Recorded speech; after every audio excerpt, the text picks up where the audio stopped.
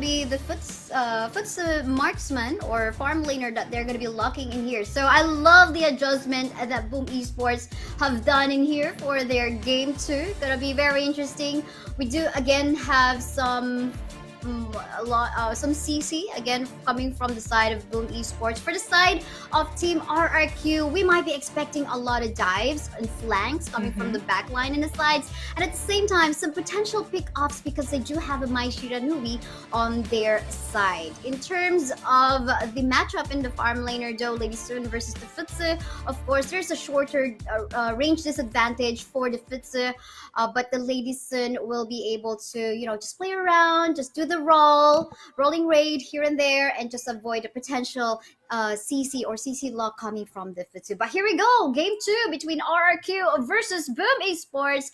This is the SEA showdown for the last chance qualifier that we have for the Honor of Kings Invitational mid-season.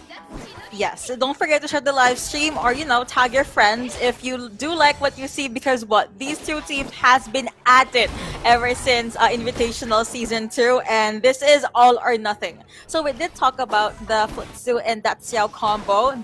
They're actually here in the mid lane. Hello to Impressive.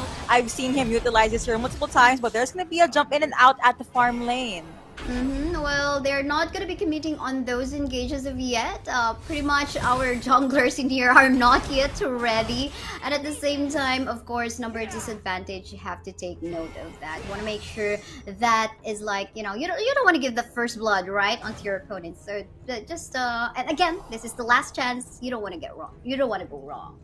Exactly. There's no room for errors here. And we mentioned Pei, he has been making his way into the meta because this Roaring Tiger stance does help a lot. But RRQ, they're jumping in and out of Boom Esports terrain.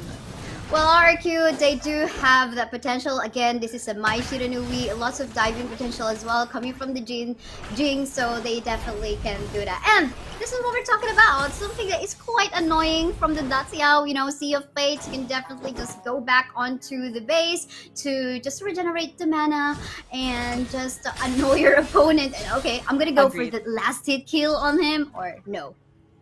Nada. You know, whenever they do use that, it's now you see me, now you don't. And it's very useful, honestly, with all of these team fights. But Gia does have a pretty standard and stable start for Lady Sun. I wonder. Oh, but hold on, stop! Because the Blazing Brilliance will connect onto the Elaine. Elaine will fall down. A nightmare. Ended up having a nightmare just within 3-minute game time. Wow, there's a lot of pressure and priority definitely on the Clash lane. They really want to make sure Migi does snowball, and I think they did not. Well, the thing here is, if you are up against an Elaine, make sure that he can't do the Moonlight Flash play. And I think that is something that you could cancel if you are using Angela with the Chaos Cinders, and that's something Dragon was able to utilize. But looks like there's a lot of focus here on the farm lane. A lot of 2v2 actions, whereas the other members from different teams, they're strolling all over the map.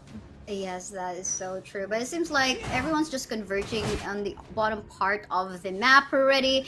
Will there be a potential 4v4? We do still have the 52-second game time to wait for the next objective. So I guess it's now just, you know, making sure it's gonna be something that they can play safely. But there we go. We now can see the Eye of the Whirlpool calling the rest of the members of Boom Esports in here. One will fall down. Gia is, but then again, will there be even more casualties because they are at number in here? They don't want to make a mistake, but then again, Jing will actually go for the mirror domain, trying to go for the target, but damage is not yet enough. But they have to take note, Migi is also here, and they will fall back. The sworn casualty will be enough for the meantime. You mentioned this the moment there is a lock in on the Daciao, because you know the Whirlpool gate, but mid lane there's gonna be a play. There's definitely gonna be a play, but then again, not enough damage as if yet, coming from 663 on that Mai Shiranui, and I guess they're pretty much not ready. But for the meantime, we can see this 1v2 tussle ongoing. Oh, look at that! Unfortunately, that intuition did not connect onto Toshi. that Gia, but then again, the rest of the members of RRQ will try to give that backup play for the bottom lane part of the map, and they will get the position on to the Tyrant. I think RRQ does not want to hear my analysis. They just kept on jumping in and out of these lanes. But yeah, I think in the previous fight, Migi, Byron, Force Field Suppression, and Electrified Charge, it helped a lot to sustain and stop RRQ from making anything happen. But farm lane. Oh no, the Dolia has fallen down. Jester F. I think that is a really well played intuition and Sage Might coming from the Futsu, and of course a follow-up damage coming from the resident members of Boom Esports. But then again, without Jester F, definitely this Lady Sun Dia cannot actually just overextend on the bottom lane part of the map, but it seems like bye. Gotta be diving onto here. Will there be an ultimate coming in? Mirror Domain it is. Gonna be killing down 2 members from the side of Boom Esports, and that is the payback. They should have expected that, I suppose. Shattered illusions definitely shattered any plan of Boom Esports to make a play down at the farm lane. You mentioned this mirror domain was used beautifully by Bai, and that is how you use a Jing. And well, Toshi was not able to utilize the hero so much. As you can see, sila sa Melody being popped just so this Gia can maybe jump in again with the Lady Sun. Already has ultimate shell available. Oh, look at that. Elaine did actually cancel the teleport of the Byron from No that teleport. part. Yeah, no teleport for you. You're not going to be backing up your teammates down bottom part of the map. But it seems like there is a blackout incoming from Dragon. Look at the blazing brilliance connecting somehow. But then again, this is a very mobile Jing. Had to make use of his mirror domain to actually be safe from that potential death from the Angel. I love how he actually, did not overthink about having to use that. But then again, we have a fight ongoing onto the bottom lane part of the map. It is a 3v3 situation in here. Look at that Elaine Death at Sunset being used. But then again, the Futsu will fall down onto the burst damage coming up from 663's Mai Shiranui.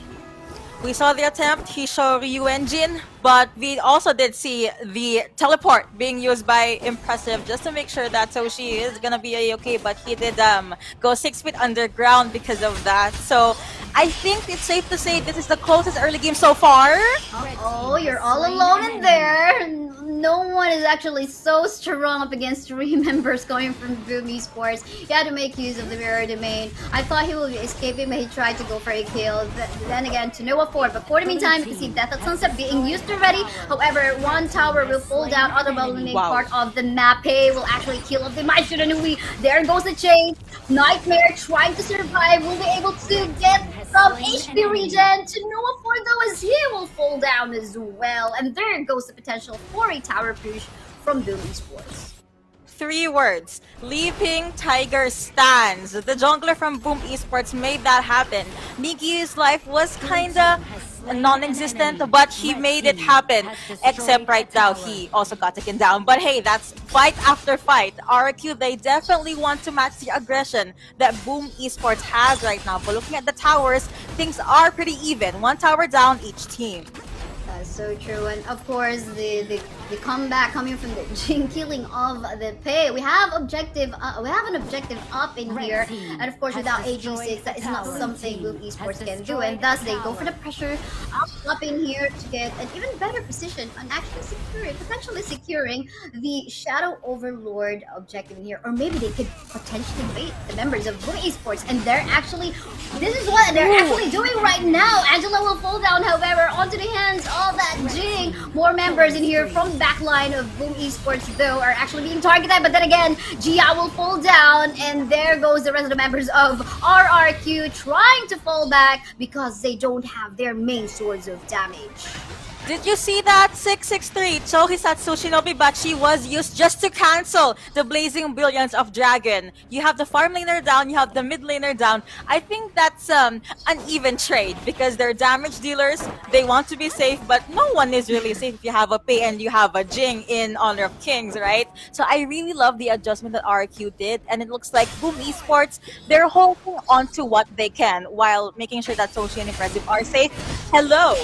Hello, yes, Yes, indeed. Here we go again with another mirror domain, killing off the Futsu in there. Not enough backup, not enough members coming from the side of Boom Esports in here. They weren't able to utilize, of course, the ultimate, the Eye of the Whirlpool coming from the Daxiao. But then again, objective will this be actually secured? No, still unfortunately coming from RRQ. But there goes the chase. A lane trying to hit the back line. But then again, on the mid lane part of the map, we can see Jing trying to target one member from the side of Boom Esports to no afford though, because again, thank you to the teleport, Sea of Fate coming from the Daxiao. However, the tower will fall down into the mid.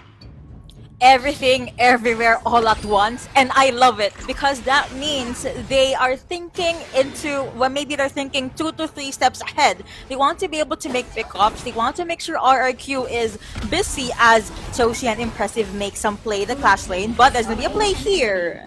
Uh-oh, look at the damage coming from Gia in here, just bursting down the life of a dragon. But for the side of Boom Esports, even though we have fights ongoing here onto the middle lane, there is of course a counter objective in here, a focus onto the top coming from the side of Boom Esports. But then again, is this Gia still going for the potential chase onto Miggy? Nope, he will just try to go for that clear on the minion wave in the mid.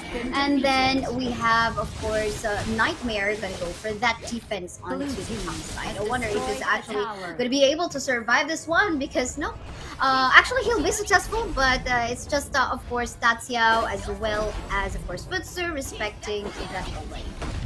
A defense is a defense nonetheless. At least he was able to clear the wave and he would take that win every time. So far I'm seeing a lot of good things happening to Lady Sun, to Gia. I mean, of course, Ultimate Shell and Frag Grenade is starting to hurt a lot. So maybe that's something Miggy would want to be wary of, because he is usually the one in the front line along as well as G6.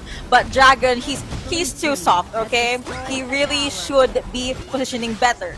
No, look at it, knockback coming from Maiji Ranui, but then again he will fall down onto the hands of Miggy. Lady said no more into the map, 2 members remaining from the side of RRQ right now. The rest of them try to back away. Oh, look at that, Nightmare will also fall through. Now it's just Bai all alone, and there might be the chase. Then again, the Daxiao has that movement speed buff, and he's gonna go for the knock-up, but then again, I think Bai, you have to back away. You're all alone. It is gonna be a 3v1 situation if so in case. Yeah, that's not something you'd want, but Whirlpool Kid hasn't activated here. Oh, here we go! As just like what we have mentioned, I thought he would actually be backing away, but he decided to just try to dive in. I think there is a potential tilt happening already at this point in time, 12-minute game time, but this is not a good one. They lost the jungle, they don't have the smite for this vital objective in the game. And another thing, they are really withering down the life of this objective. So it's a lot of things going so well for Boom Esports. The only thing I can see right now is Nightmare. He really has to focus down on Miggy, because what Electrified Charge on a Byron around 13 minutes, it's scary, okay? Especially if they do want to focus down on Dahlia, but I do see a lot of priority on Gia and 663. So that's what Boom Esports is doing right now. On top of this Futsu Daxiao combo, just, you know, keep on pushing the towers, keep on making sure that you give space for your teammates. They're hiding in the bush though, don't tell anyone. They do not exist. They're trying to make a surprise attack, possibly. But so far, Boom Esports, I have to say, their team fight is a lot more better this time around. That's so true, but then again, here goes the fight that we are actually expecting. 4v2 situation. We can see the Eye of the Whirlpool already has been used, but the Daxiao will fall down. But the rest of members of Team Boom Esports actually already in here, dishing a lot of damage. Oh, look at this CC coming from Miggy! Miggy going for the chase, but then again, you're gonna be respecting the tower. You have to wait for the Vanguard to come in, and there goes Jester all alone in the game. He is a lone survivor once more. Is this a deja vu? Because this seems like it is. The Blazing Princess will connect, and there goes game 2. And congratulations to Boom Esports winning that round.